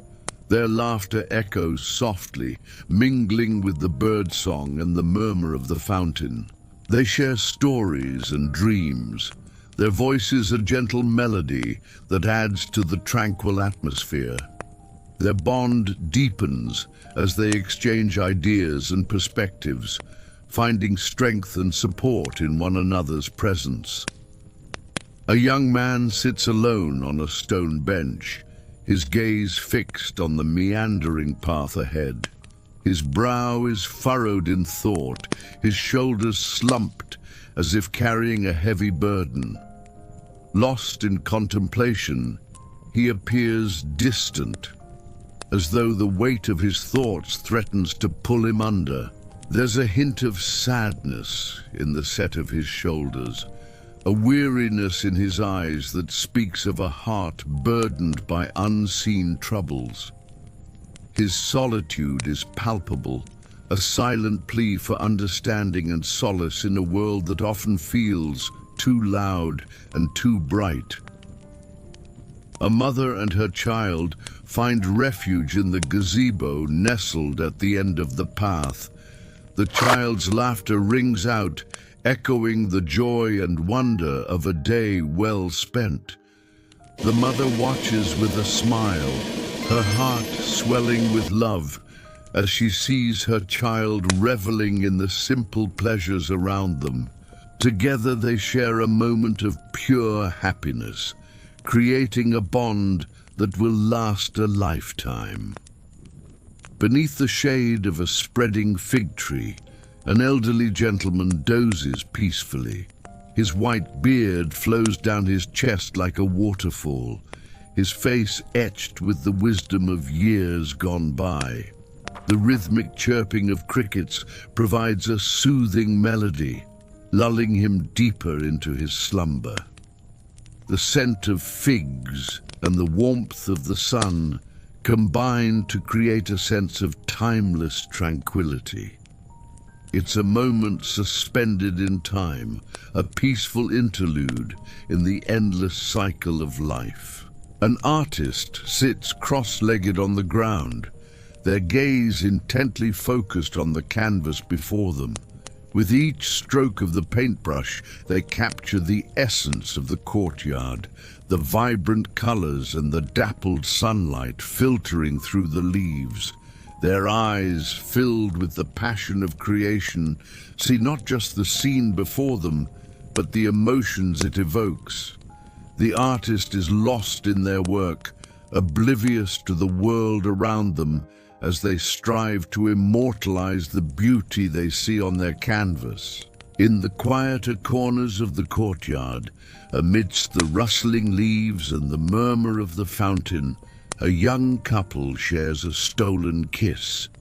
Their love, a secret whispered on the breeze, binds them together in a moment of pure bliss. The weight of the world fades away as they lose themselves in each other's embrace, finding solace and strength in their connection. Their love story unfolds amidst the timeless beauty of the courtyard, promising a future as enduring as the ancient trees that stand witness to their devotion. Beneath the cascading petals of a blooming wisteria, an old woman tends to a vibrant flower bed. Her wrinkled hands move with a practiced gentleness as she weeds and waters the colorful array of blooms. Her eyes, though aged, sparkle with the joy of nurturing life. Each flower she touches seems to respond with renewed vigor, a testament to the care and devotion she has lavished upon them over the years. The scent of roses and honeysuckle fills the air, a fitting tribute to the beauty that both surrounds her and resides within her. Under the shade of a weeping willow, a lone individual sits immersed in the melodies of a violin. Their fingers dance gracefully across the strings, drawing forth a symphony of sound that echoes the emotions of the soul. The music swells, expressing a depth of feeling that resonates with the listener, whether it's joy, sorrow, or longing. Each note tells a story without words, weaving a tapestry of sound that touches the heart and stirs the spirit. The melody lingers in the air long after the last note is played, leaving an imprint on the soul that will not soon be forgotten. On a worn stone bench nestled between fragrant lavender bushes, an elderly gentleman takes a moment to rest. His eyes, though dimmed with age, hold a glimmer of warmth and wisdom. The lines on his face tell tales of a life well lived, of joys and sorrows weathered and overcome. His hands, gnarled with the passage of time, speak of a life of hard work and dedication. Yet there's a serenity about him, a quiet dignity that transcends the years. He seems content to simply exist in this moment, surrounded by the beauty of the courtyard and the memories that have shaped his life. A group of musicians gather in a circle, their instruments at the ready. Their faces are illuminated by the soft glow of oil lamps, casting dancing shadows on the surrounding walls. With a shared look and a slight nod, they begin to play. The music fills the air, a harmonious blend of strings and drums that speaks of ancient traditions and timeless tales. The melodies weave magic, transporting the listener to a world where worries fade and spirits soar. And as the night deepens, their music becomes a beacon, guiding lost souls to the solace and beauty of the courtyard. As twilight descends, casting long shadows across the courtyard, a young woman strolls along the winding path. Her footsteps echo softly on the stone, a gentle rhythm in the gathering dusk. The scent of night-blooming jasmine fills the air, mingling with the sound of crickets chirping their evening song. The sky above is a canvas of deep purples and fading blues, a breathtaking backdrop to the tranquility that envelops the courtyard. As the stars begin to peek through the darkness, she stops to admire the view, finding solace and beauty in the quiet embrace of the night. In the hushed stillness of the evening, a solitary figure emerges from the trees. Their form, outlined against the soft glow of the setting sun, carries an aura of mystery and intrigue. As they step into the courtyard, their presence stirs a sense of anticipation, leaving those who behold them wondering about the stories they hold within their heart.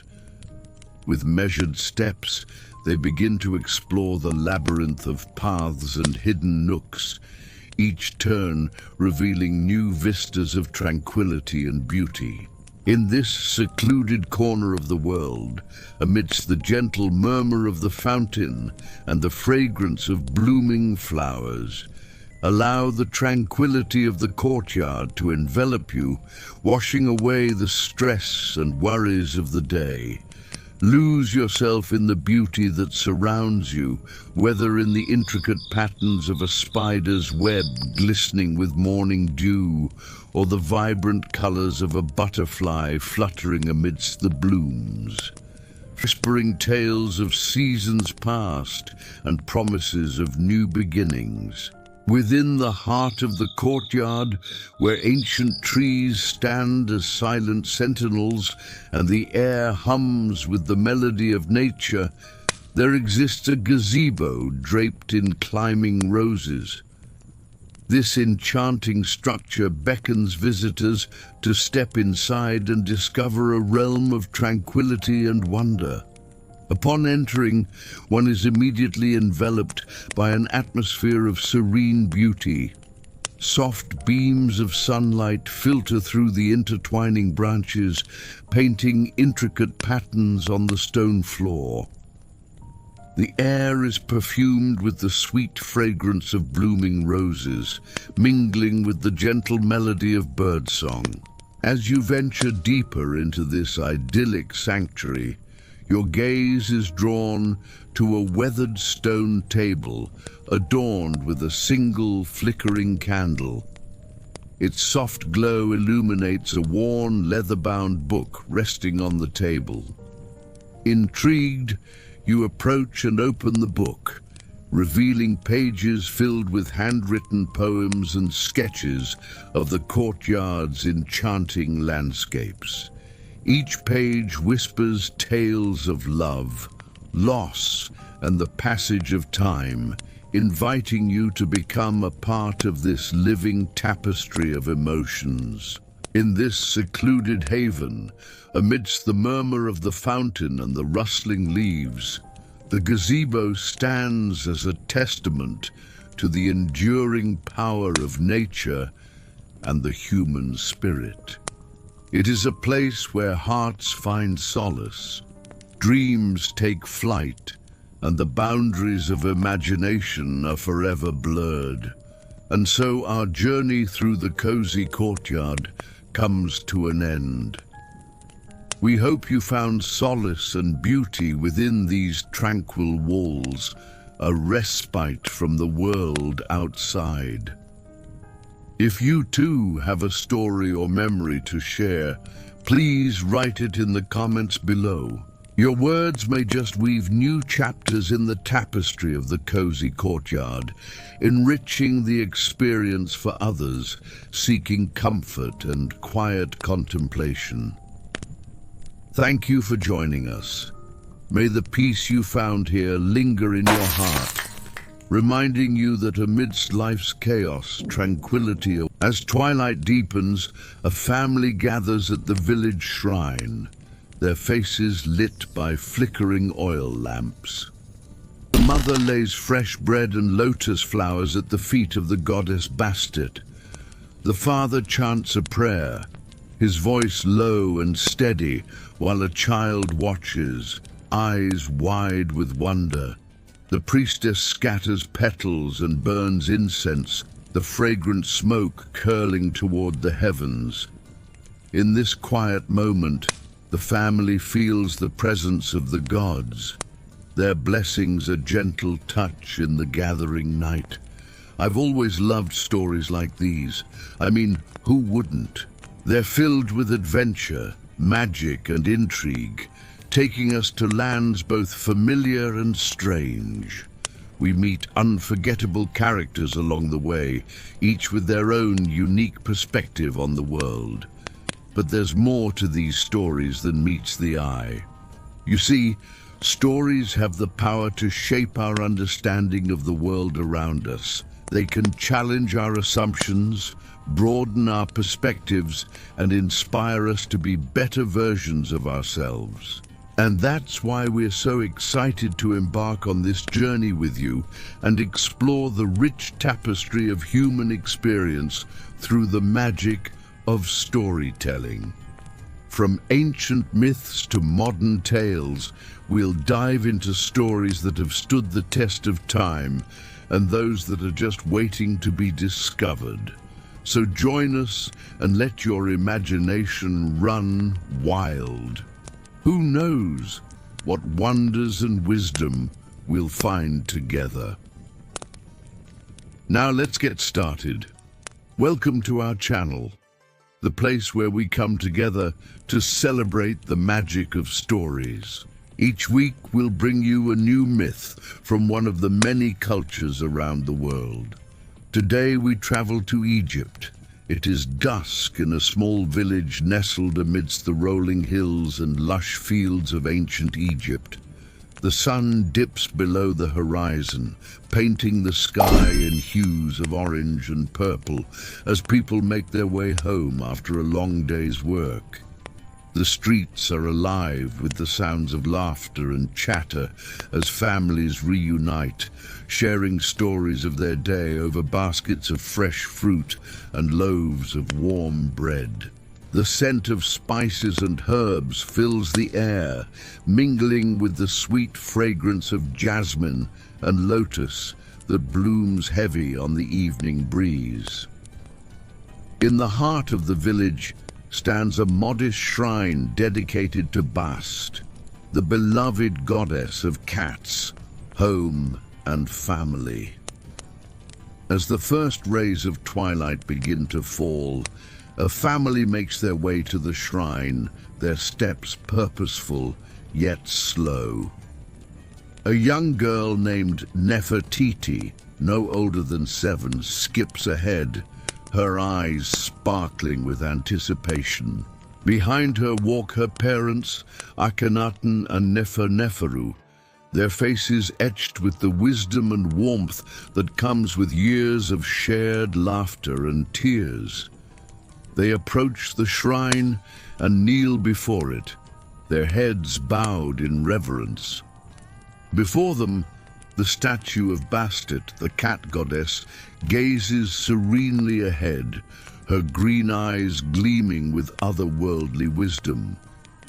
In her paws, she holds the symbols of her power, the Ankh, which signifies life, and the scepter, representing her dominion over the home and hearth. At the base of the statue, a small fire flickers, casting dancing shadows on the surrounding walls, and a gentle breeze carries the scent of burning incense, creating an atmosphere of peace and tranquility. Nefertiti watched as her mother placed fresh loaves of bread and a garland of fragrant lotus flowers at the feet of the statue. Then her father, Akhenaten, dipped his hands together in prayer, his eyes fixed on the flickering flame. His voice, though soft, echoed with conviction as he spoke to Bastet, praising her for her benevolence and seeking her blessings upon their family. He asked for guidance in times of trouble, strength in moments of weakness, and peace that only comes from knowing you are loved and protected.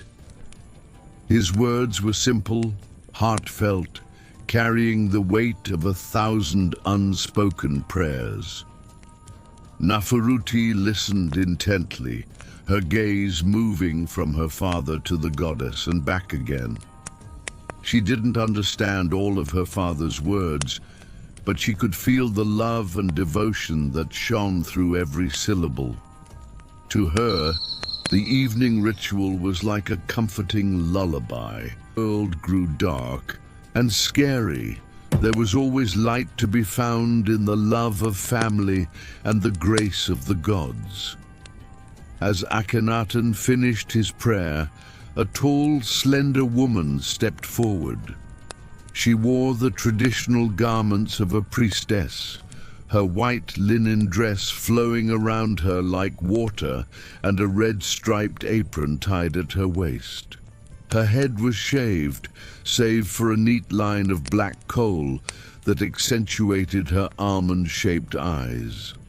With graceful movements, she scattered flower petals around the base of the statue and lit a small brazier filled with fragrant incense. The smoke curled upwards, carrying the scent of myrrh and cinnamon to the heavens. She then turned to the family, her gaze warm and inviting. "By the will of Bastet," she began, her voice resonating with power and peace, "let us give thanks for the blessings of this day and ask for her favor in the days to come."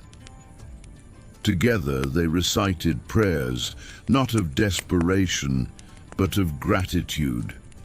They thanked Bastet for the food that sustained them, the love that bound them together, and the hope that kept them going. As the ceremony drew to a close, Nefertiti felt a deep sense of contentment wash over her. She knew that no matter what challenges lay ahead, she was loved and protected. In that moment, standing before the goddess, she felt a connection to something bigger than herself, a sense of belonging that soothed her soul. The priestess turned to the statue once more, her eyes shining with reverence. "O Bastet, hear our prayers and grant us your blessings," she intoned, her voice echoing in the still air. "Guide our steps, protect our homes, and fill our hearts with joy. May your loving gaze watch over us now and forever." As if in response, a sudden gust of wind swept through the courtyard, rustling the leaves and setting the incense smoke into a gentle dance. For a moment, the family stood in silence, listening to the wind's soft whisper and feeling the presence of the goddess all around them. Then, as if waking from a shared dream, they opened their eyes to see the last sliver of sun dipping below the horizon. The sky was awash with hues of deep purple and fiery orange, a breathtaking backdrop to their evening ritual. Akhenaten rose to his feet, his face etched with gratitude and peace. He helped his wife up and, taking Nefertiti's hand, led her towards their home. The houses of the village were just beginning to light up one by one, and the soft glow spilled out onto the streets, mingling with the sounds of laughter and music. As they walked, Akhenaten pointed out shooting stars streaking across the inky expanse above. "See my little stargazer," he said, his voice filled with wonder. "Even the stars pay homage to Bastet tonight." Nefertiti gasped, her eyes wide with awe. "Do you think she likes our gifts, Father?" she asked, her voice barely a whisper. "I know she does, my love," Akhenaten replied, squeezing her hand gently. "Bastet loves nothing more than to see her children happy and united." When they reached their house, its whitewashed walls glowing warmly in the twilight, Nefertiti turned to her parents. "Can I tell my friends about tonight, Mother?" she asked, her eyes shining with excitement. "Of course, my darling," her mother replied, smiling. "Let them know that Bastet watches over us all." And so the family of Amen went on to enjoy the rest of their evening, their hearts full of the blessings of the gods and the warmth of family. They shared stories and laughter, and the memory of the evening's events hung in the air like the scent of lotus and incense. As the moon climbed higher in the sky, they knew that they were not alone in the vast darkness, for Bastet's loving gaze was upon them, guiding and protecting them always. Stories like this remind us of faith and family. The villagers' dedication to Bastet and their commitment to their shared traditions is truly inspiring. It also shows us that even in difficult times we find comfort and solace in our beliefs and the rituals that connect us to something greater than ourselves. So let us take inspiration from the people in this story and cherish the bonds that unite us. Let us find strength in our shared traditions and seek solace in the beauty of nature and the wisdom of the ancients. And let us never forget the importance of community, faith, and family in our lives. Well, that's our story for today. We hope you enjoyed coming on this journey with us to ancient Egypt. If you did, don't forget to show us some love by liking this video and subscribing for more. And why not share your thoughts about the story down below in the comments? We would love to hear what you thought of it. Thanks for joining us on this adventure. Until next time, stay curious and keep exploring the world. Who knows what amazing stories await us all? The sun sinks lower in the sky, setting the clouds ablaze with hues of orange and purple. Its final rays reflect off the surface of the Nile, creating a shimmering path of gold that stretches as far as the eye can see. The ancient river, the lifeline of Egypt, seems to glow with an ethereal light, making the surrounding palm trees and distant pyramids appear to shimmer as well. On the riverbank, the day's catch is being brought in. Fishing boats, their hulls worn smooth by years of constant contact with the water, are tied up for the night. Their owners, their faces etched with the stories of a hard day's work, stand shoulder to shoulder, quietly gathering in their nets. The air is filled with the sounds of their hushed voices and the gentle splash of water as they haul in the bounty of the day. As the sun dips below the horizon, the sky transforms into a canvas of deep blues and velvety purples. The first stars begin to appear, twinkling like diamonds scattered across a black cloth. The air grows cooler, bringing with it the sweet scent of jasmine and the sound of crickets chirping their evening song. From the river, our gaze shifts to the village. A small cluster of houses made of mud, brick, and adorned with bright window shutters, huddled together as if sharing stories and secrets from their days. The houses are not just shelters, they are witnesses to generations past, their walls holding within them the echoes of laughter, the murmur of daily life, and the quiet wisdom of the elders. Each crack and crevice telling a tale of family, community, and life along the Nile. The villagers, their faces illuminated by the soft glow of oil lamps, are returning home from their day's work. Mothers walk hand in hand with their children, their voices echoing in the twilight. They chat about the day's events, their words lilting and melodic. The children, their eyes shining with the joy of youth, help carry baskets filled with freshly baked bread and fruit picked fresh from the fields. Their laughter rings out, a sound as bright and cheerful as the yellow sunflowers that dot the landscape.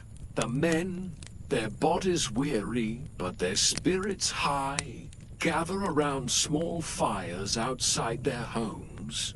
The flames crackle and pop, sending sparks spiraling into the darkening sky.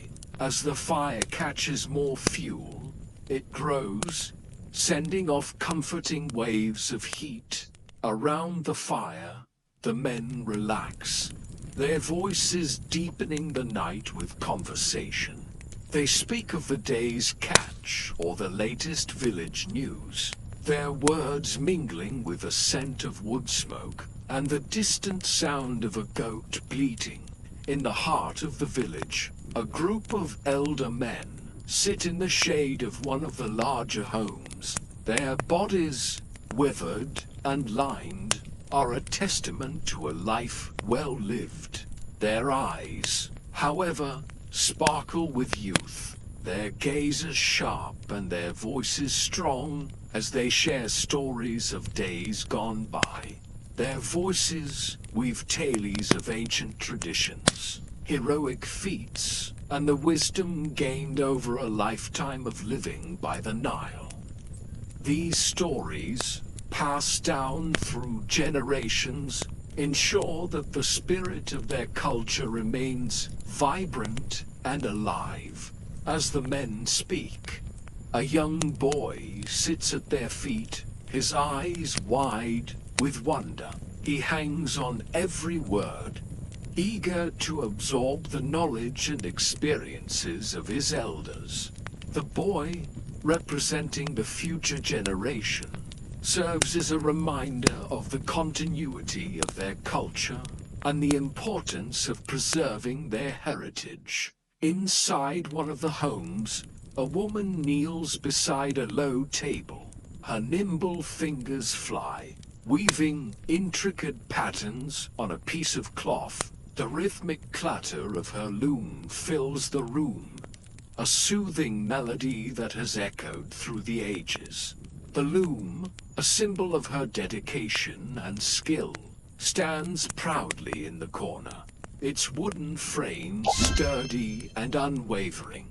The woman, her face a map of time, smiles serene. She finds solace in the rhythm of her work, each thread telling a story of patience, dedication, and the beauty of her craft. In another house, a mother cradles a baby while she hums a traditional lullaby. The soft melody flows around the room, enveloping the child in warmth and comfort. The baby, swaddled in a colorful blanket, gazes up at the mother with innocent wonder. The scene, both timeless and intimate, speaks of the enduring bond between mother and child, and the comfort found in ancient traditions. As the night deepens, oil lamps flicker to life inside the homes. The warm glow spills out onto the streets, painting the mud brick. Ancient Egyptian life in the village of Akamim. It is about 4:30 in the afternoon, and the sun begins its slow journey to set over the Nile River. Its last rays of light paint the sky in hues of orange and purple, as it bathes the fields and villages in a warm golden glow. High above the river, a flock of geese honk loudly as they prepare to settle in for the night. The busy day is coming to an end for the villagers of Akamim, and they're looking forward to the comforts of home. Farmers gather their tools and cast one last glance at the fields they've worked so tirelessly to maintain. Their hands, weathered and strong from years of labor, grip the worn handles of their sickles and hoes. Their bodies, tanned and toned from constant exposure to the elements, show the strength that comes from a life lived in harmony with the rhythms of nature. Baskets overflow with fresh fruits and vegetables, ready to be taken back to the village. The rhythmic calls of the workers echo across the fields, blending with the gentle murmur of the river. It's a symphony of sounds that has played out here for centuries. In the distance, the playful laughter of children breaks the silence as they race each other home, their tiny feet pounding the dusty path, their joyful squeals carried on the evening breeze. The adults walk along the riverbank, their pace slower, their steps more measured. They move together in a loose group, their voices mingling in quiet conversation. Each step brings them closer to the familiar sights and sounds of home. As they walk, they share stories of the day, discussing the challenges they faced in the fields and the hopes they hold for the future. The bonds of community strengthen with each shared story, creating a sense of unity that has been the bedrock of their civilization since the days of the pharaohs. Finally, the river comes into full view, its surface a shimmering expanse of gold in the fading light. On the opposite bank, the village of Akamim awaits, a cluster of mud brick homes huddled together for warmth and companionship. Across the river, the village of Akamim slowly comes into view. Its mud brick houses huddled together like old friends sharing stories from the day. Smoke curls lazily from chimneys, carrying with it the scent of cooking meals and freshly baked bread. Palm trees sway gently in the evening breeze, their fronds casting dancing shadows on the ground below. The sight of home stirs a sense of peace and contentment in the villagers' hearts. With the sun sinking lower in the sky, they quicken their pace, eager to reach the comfort and familiarity of their village. Soon, the last rays of daylight fade away, leaving the sky awash in the soft hues of twilight. The villagers, now within sight of their homes, break into smiles, their faces lit up by the promise of rest and reunion. The ancient Egyptians believed that the setting sun was the time when the souls of the dead could travel freely between the world of the living and the underworld. So, as the sun dipped below the horizon, they would pause for a moment of remembrance, honoring those who had passed on before they, too, could join them in the afterlife. At last, the villagers arrive home, their steps lighter, their voices more animated.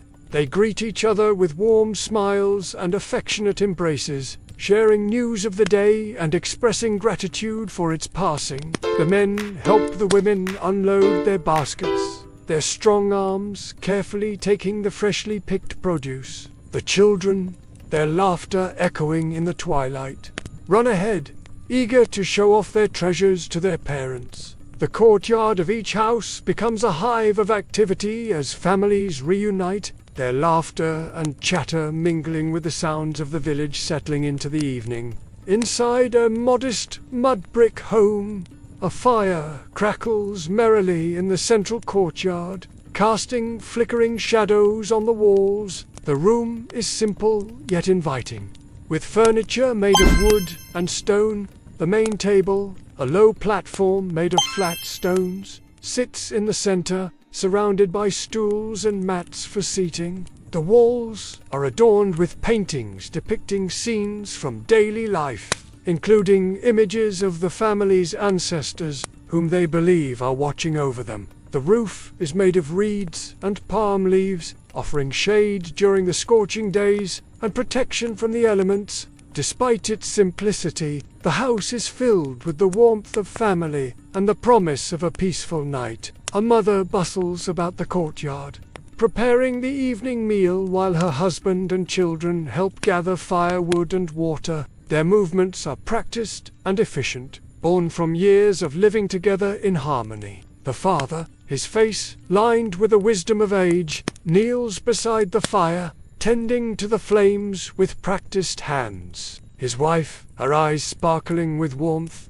places a clay pot filled with fish stew onto the table. The aroma of herbs and spices fills the air, mingling with the scent of wood smoke and creating an irresistible invitation to dinner. Their 2 children, a boy and a girl, sit patiently on stools, their eyes shining with anticipation. They chat excitedly in hushed tones, eager for the meal, but also curious about the stories their father will share. After a day of play and exploration, they're ready to unwind and connect with their family. As the family gathers around the table, the mother says a prayer of thanks to the gods for the food and the bounty of the Nile. She asks for their continued blessings on their home and their family. In unison, they express their gratitude for the gifts of the day, for the love that binds them, and for the hope that guides them toward a brighter tomorrow.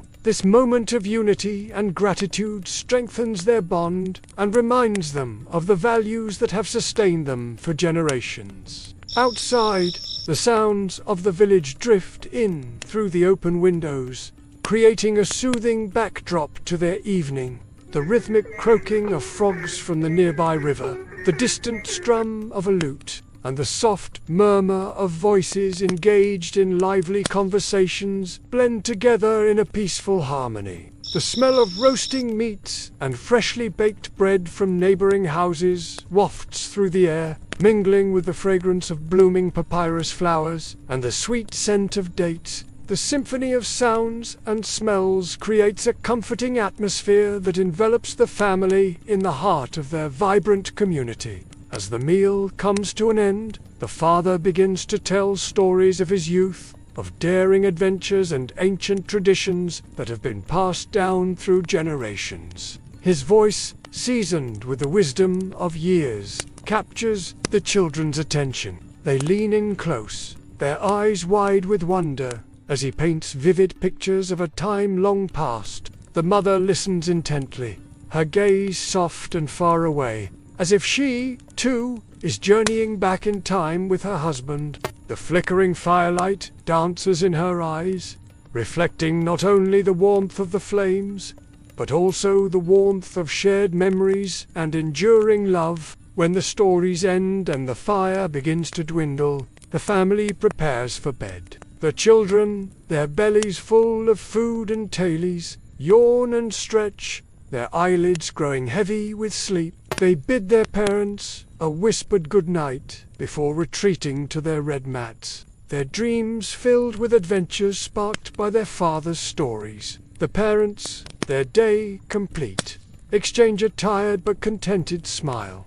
They lie down beside each other, the warmth of their love a comforting blanket on a cool night. Outside, the symphony of the village continues, a lullaby to the sleeping family. Above them, the vast expanse of the night sky is a tapestry of twinkling stars, each one a distant sun winking back at the earth. The Milky Way stretches across the heavens like a river of stars, connecting the realms of the living and the dead. It's a reminder of the eternal cycle of life, death and rebirth that the ancient Egyptians revered. For them, the night sky wasn't just a celestial spectacle, it was a map of the underworld, a guide to the afterlife. As they drift off to sleep, The ancient Egyptians believed that the souls of their loved ones were traveling among the stars, keeping watch over them and sending blessings across the vast expanse of the cosmos. And so, under the watchful gaze of the stars, the family sleeps, their dreams filled with the promise of new dawns and the echoes of ancient wisdom. The tranquility of the night settles over the village, broken only by the gentle murmur of the Nile and the symphony of crickets. The ancient Egyptians believed that the night was sacred, a time when the veil between the worlds was at its thinnest. As the moon climbed higher in the sky, the spirits of their ancestors were believed to walk among them, bringing messages of guidance and protection. And as the first rays of dawn began to touch the horizon, they knew that a new day was coming, bringing with it new opportunities and blessings from Ra, the eternal sun god.